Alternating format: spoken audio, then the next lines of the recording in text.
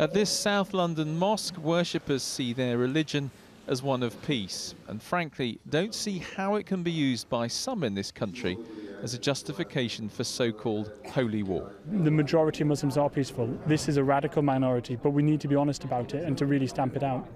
Any pop culture nowadays, whether it be fashion, whether it be any sort of sports and stuff, they tend to follow a crowd and they're led to believe in certain things, and this is exactly what's happened here as well. They don't represent the majority of Muslims, what IS are doing and what they stand for.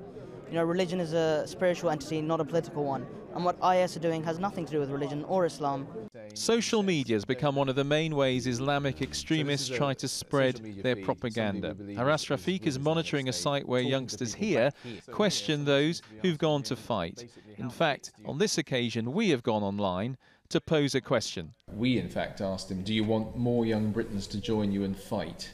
And what does he say? Yeah, basically he's replied that we want all Muslims to return back to the way of religion and not just Britons.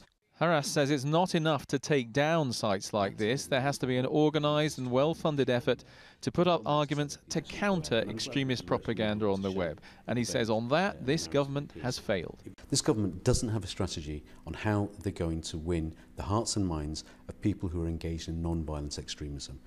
They've dropped the ball since 2011. We're still waiting for the strategy on how they're going to do that.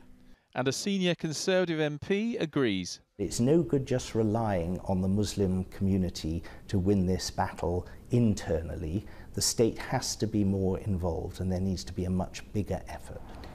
But just last Wednesday, after David Cameron broke into his holiday, he said he was satisfied with the measures in place. And today the Home Office said that they had implemented practical measures online. Today, Iraqi Kurdish forces have been fighting Islamic State near the city of Mosul. But there are many fronts in this conflict, and the battle for the hearts and minds of British youngsters is one of them. Andy Belt, 5 News.